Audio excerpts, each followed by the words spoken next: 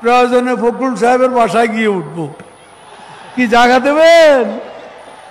না হলে ঠাকুরগাঁয়ের বাড়ি আছে না, ওই বাড়িতে গিয়ে উঠবো।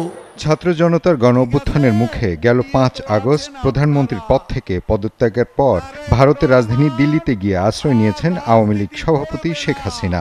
তখন থেকেই আলোচনায় আছেন দলটির সাধারণ সম্পাদক ওবায়দুল কাদের। তিনি কি দেশে আছেন না পালিয়ে গেছেন, এ নিয়ে এখন সবখানেই চলছে তুমুল চর্চা। আওয়ামী লীগের দ্বিতীয় সর্বোচ্চ নেতা হিসেবে ওবায়দুল কাদের সবসময় ছিলেন বিভিন্ন আলোচনা ও সমালোচনার কেন্দ্রে। বিএনপি ছাড়াও আওয়ামী লীগ বিরোধী যে কোনো প্রতিপক্ষকে বাক্যবাণে ঘায়েল করাই ছিল তার অন্যতম প্রধান কাজ। এ নিয়ে তার দেয়া বিভিন্ন বক্তব্য সামাজিক যোগাযোগ মাধ্যমে প্রায় চর্চার বিষয় হয়ে দাঁড়াতো। কোটা সংস্কারের দাবিতে শিক্ষার্থীদের আন্দোলন শুরু হওয়ার পর থেকেই এর বিরুদ্ধে অবস্থান নেন ওবায়দুল কাদের। বিভিন্ন সময় আন্দোলন নিয়ে প্রশ্ন তোলার পাশাপাশি কঠোর অবস্থান নেয়ার হুঁশিয়ারিও দিতে দেখা যায় তাকে। এমনকি গণভবনের সবশেষ বৈঠক থেকে বেরিয়ে কারফিউ জারি ও দেখামাত্র গুলির সিদ্ধান্তের কথাও জানান তিনি। কোটা সংস্কারে শিক্ষার্থীদের আন্দোলন দমাতে দলীয় নেতাকর্মী বিশেষ করে ছাত্রলীগকে লেলিয়ে দেওয়ার অভিযোগও রয়েছে ওবায়দুল কাদের বিরুদ্ধে। দলের নির্দেশনা পেয়ে ছাত্রলীগ ঢাকা বিশ্ববিদ্যালয় ক্যাম্পাসে তাণ্ডব চালালেও পরে শিক্ষার্থীদের সম্মিলিত প্রতিরোধের মুখে ক্যাম্পাস ছেড়ে পালাতে হয় ছাত্রলীগের নেতাকর্মীদের।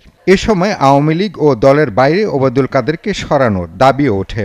ছাত্র আন্দোলনকে ঘিরে তিনি নেতাকর্মীদের কাছে গ্রহণযোগ্যতা হারাতে থাকেন।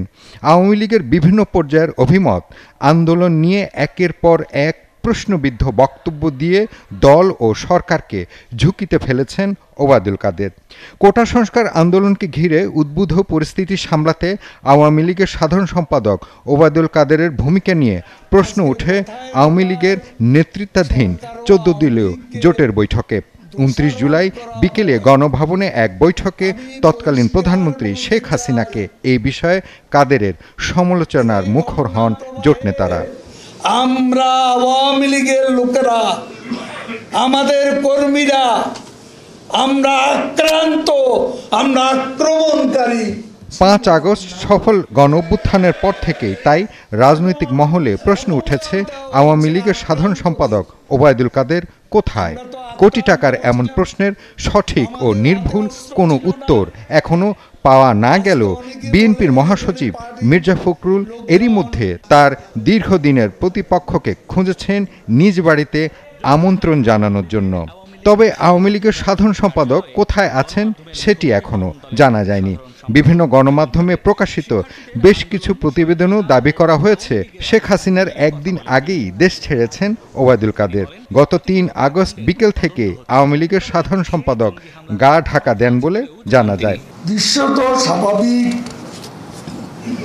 মনে হলেও এই জঙ্গি গোষ্ঠী যে নীরবতা, এখন এই নীরবতা তাদের পুনরাক্রমণের পূর্ব সংকেত। প্রতিদিন মিডিয়ার সামনে কথা বললেও বৈষম্য বিরোধী ছাত্র আন্দোলনের শেষ মুহূর্তে মিডিয়ায় কথা কম বলতে দেখা যায় ওবায়দুল কাদেরকে। 3 আগস্ট ধানমন্ডিতে আওয়ামী লীগের সভাপতি শেখ হাসিনা রাজনৈতিক কার্যালয়ে আয়োজিত সংবাদ সম্মেলনে শেষবারের মতো কথা বলেন ওবায়দুল কাদের। ফখরুল সাহেব আপনার বন্ধু, আপনাদের দোসর, সেই জন্য আজকে ইগনোর করছে। পরের দিন থেকে ওবায়দুল কাদেরকে আর কোথাও দেখা যায়নি। গণমাধ্যমে প্রকাশিত বিভিন্ন প্রতিবেদনে বলা হয়েছে 4 আগস্ট রাতে দেশ ত্যাগ করেন তিনি। বর্তমানে সিঙ্গাপুর রয়েছেন। তবে অন্য আরেকটি সূত্র বলছে ওবায়দুল কাদের বর্তমানে নয়াদিল্লিতে অবস্থান করছেন। সেখান থেকে যুক্তরাজ্যে যাওয়ার কথা রয়েছে তার। আর রাজনীতি করবে না, মুসলেকা দিয়ে পালিয়েছে লন্ডনে। গণ অধিকার পরিষদের সভাপতি ও ডাকসুর সাবেক ভিপি নুরুল হক নূর 14 আগস্ট সচিবালয় স্বরাষ্ট্র উপদেষ্টার সঙ্গে সাক্ষাৎ শেষে সাংবাদিকদের বলেন ওবায়দুল কাদের সহ গণহত্যায় জড়িত অনেকেই দেশের মধ্যে ঘাপটি মেরে বসে আছেন। অনতিবিলম্বে তাদের খুঁজে খুঁজে গ্রেফতার করার দাবিও জানান তিনি। বড় জ্বালা জ্বালা, অন্তর জ্বালা, তৈয়ার হয়ে যান। নুরুল হক নুরের মতো বিভিন্ন সূত্র জানিয়েছে, আওয়ামী লীগ সাধারণ সম্পাদক ওবায়দুল কাদের দেশের মধ্যেই আছেন। সময় সুযোগ মতো তাকেও গ্রেফতার করা হবে। এরই মধ্যে ওবায়দুল কাদেরের বিরুদ্ধে একাধিক হত্যা মামলা দায়ের করা হয়েছে। এসব মামলায় তার বিরুদ্ধে গ্রেফতারি পরোয়ানাও জারি হবে। গত 5 আগস্ট নোয়াখালীর কোম্পানিগঞ্জে ওবায়দুল কাদেরের গ্রামের বাড়িতে যখন আগুন দেয়া হয়, তখন তার সঙ্গে যোগাযোগের চেষ্টা করে ব্যর্থ হন স্থানীয় নেতাকর্মীরা।